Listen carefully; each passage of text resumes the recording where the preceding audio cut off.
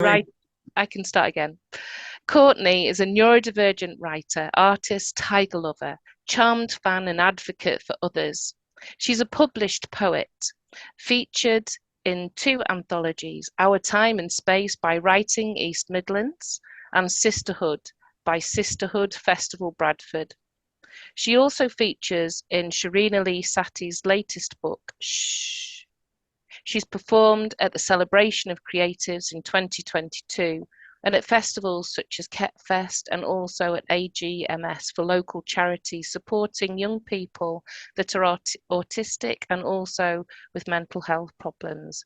I'm completely delighted to hand over the mic now to Courtney Ward.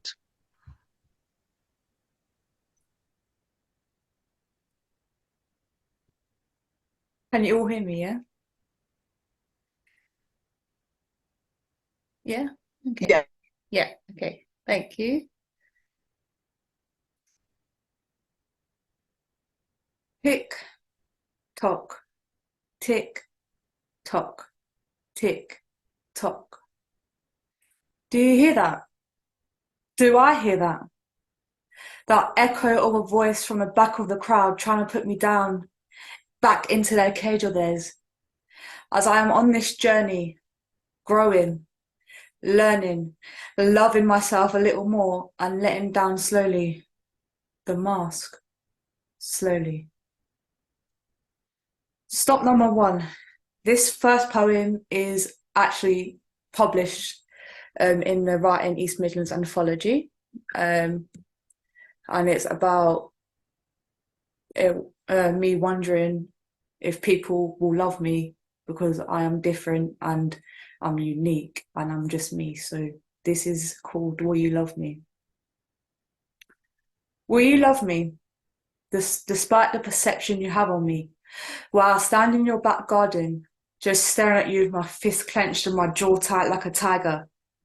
All I want to do is hunt, but when I'm not, I want to love, to play, to be welcomed into your home and eat all your food and tea with you, to be your friend, to go to the park in those raging winds, steal things from the shops like the rebels we are, to truly appreciate the gift of life and nature around us, to go to the beach and feel the soft sand beneath us whilst eyes meet closer together.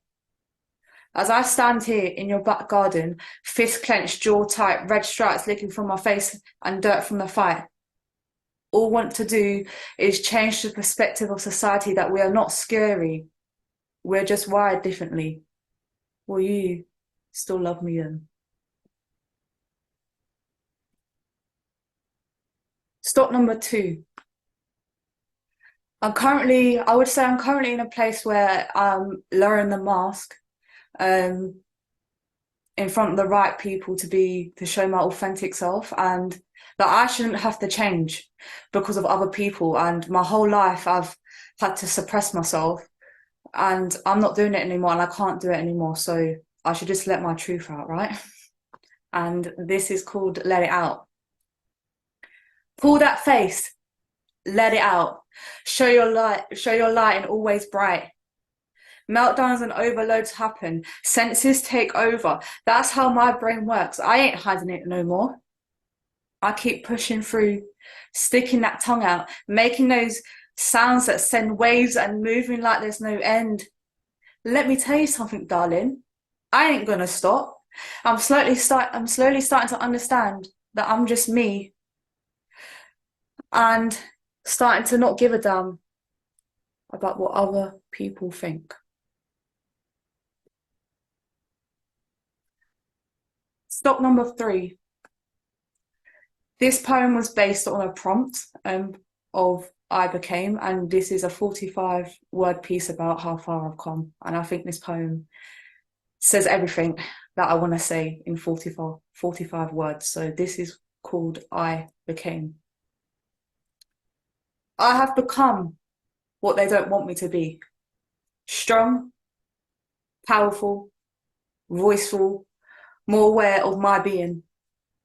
Healing the pain I once suffered in silence, embracing my differences, no more denying, hiding away, to treat myself more kindly. I will become unapologetically myself without fear.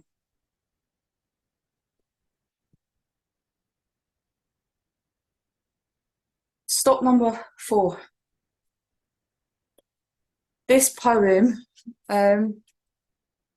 was written last year in a situation where my train was delayed by 2 hours and they sent me round in circles and I had a meltdown and I just couldn't cope anymore, and this is a story about that. So this poem is called Silent Heartache.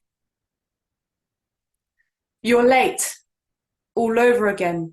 My heart aches a little harder. I'm starting to hear it a little louder when things go tits up. When the rope slides up from an unreachable place where I cannot get my arms up to escape. The sorrow that I feel when people have to see the real life reality that I have to be. When it all gets too much, all over again. Unable to conceal it in its contaminated container. It's just chaos when it gets a little louder and my world begins to shake a little harder. It's all changed. So again, the nightmare begins, where I don't know what to expect, but I hope for the best. It never turns out. I try to put it down, but all there is me, silently heart aching.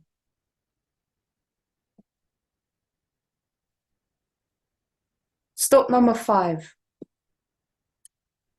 This is actually a bit different for me. It's actually a more of a prose than it is a poem.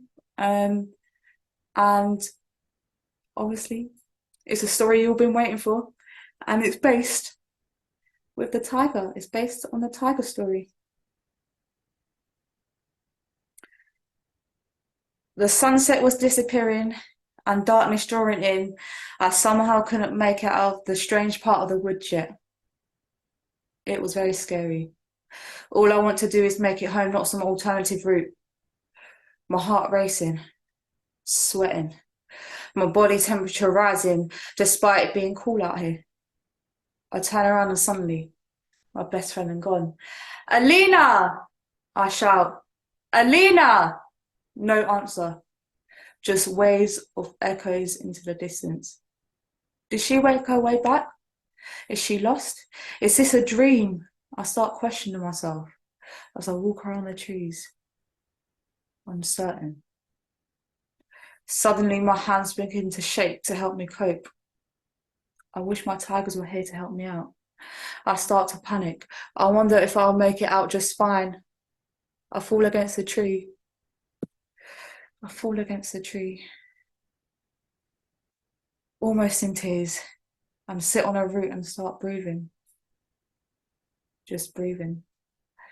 I see a sudden light ahead, and suddenly there's a noise. I freeze in fear. Footsteps approach. Wind gushes. I start to tense. My jaw tightens. The footsteps are getting louder and very close by. Please walk by. Please walk by. I pray for my life. Suddenly there's a touch on my arm. Asia! I scream and turn to see Alina there with her pet white owl on her shoulder. Thank goodness, she says. Oh my God, I thought I lost you. Getting up and giving each other the biggest hug. Suddenly, rah! Super loud. We both scream to find both of my tigers there, with their laser eyes popping out on both their heads tilted on the left. Rah! They say again, and echoes went beyond.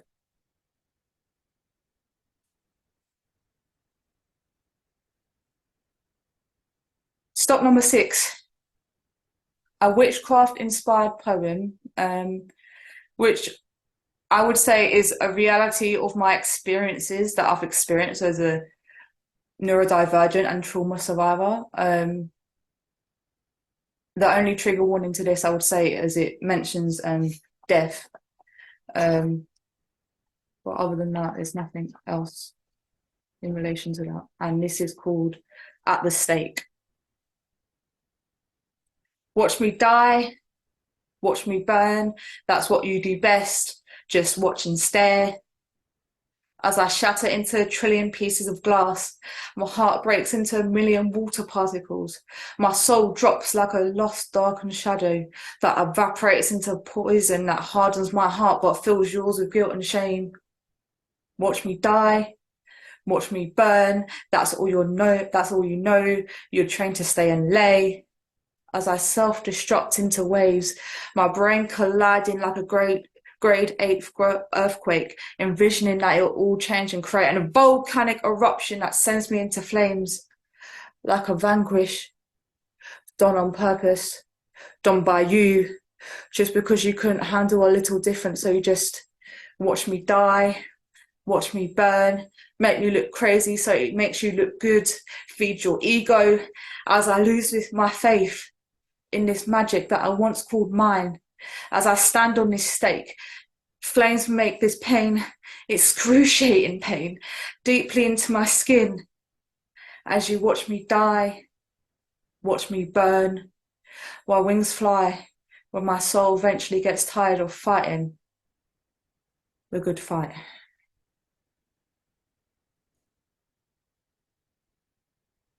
Stop number 7.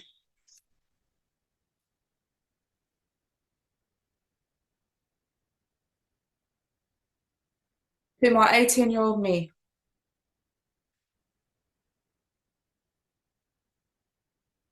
To my 18-year-old self, on the 8th of December 2017, this is what I would tell you. I would say to you, there is still hope. Light is near. Don't give up. Not now. Not ever. I would hug you tight, holding you right. I got you, I promise. Always, forever, and in comfort. I would scream from the rooftops, please help us, as we lay in the darkness, waiting for the sunrise to come back up. I would never leave like I did in the past. Never will I leave you stranded alone in this forest of the unknown. We are here. As one we are, I would tell you that I love you, no matter what. Stop number 8. This is a poem that I wrote last year as well. And it's basically about my anxiety, the front of my anxiety, and how the truth, this poem is about the truth of that. And even though I'm quite bubbly, I'm quite personality, I'm the smiley one, I'm the calm one. When anxiety kicks in, it's hard to find that within you, within the war ground. And this poem is called To the Girl You See. The girl you see, smiling out hope, a huggable warmth that you don't want to let go of. A light in the dark when you struggle to see the glue that holds us together. Beaming, glowing, above the surface she seems to cope and has it all out in front of her. And keeps on trying despite the obstacles that life throws her way. But the truth is, that girl you see, holding upright, is falling down into a trillion pieces, trying to hold together for dear life from the constant anxiety that never seems to pass, but still trying to stay afloat. This girl is scared for her life, struggles with the task that seems so easy and never shows it because she has to glue herself together in silence with the presence of her inner demons, as she tries to fight them in agonizing pain and exhaustion. But sometimes the darkness is so at large that she has no other option than to break down in tears in the walls of her covers and make it quiet with the pillow over her ears. But anxiety never sleeps. It's always there no matter how hard she tries. And it's really so much different from what it looks like on the outside compared to what it is on the inside. The girl you see is just trying to be. Final destination is reached, where all memories are safely in our hearts and feelings that spark so brightly all over again. Not every difference is visible. Nothing needs your approval any longer. Finally, letting go. Finally. tick, tock, tick, tock, tick, tock. Thank you, everyone. Go back to Ashley and Kate. Oh my goodness, Courtney, that was amazing. Please, everybody, show your appreciation. Come off mute. Courtney Ward. Oh, took me a minute then. Wow. Go into Well done, that. That was Courtney. amazing. Well, that was brilliant. Oh, Courtney, mate, that's the best I've ever seen you perform. That was phenomenal. I'm so proud of you, darling. Not only did you perform, Courtney, you constructed a journey yes. of You did. amazing Delicious. beauty and honesty. That was so powerful. You'll get chance to read the chat afterwards. We'll Yes. save it for you.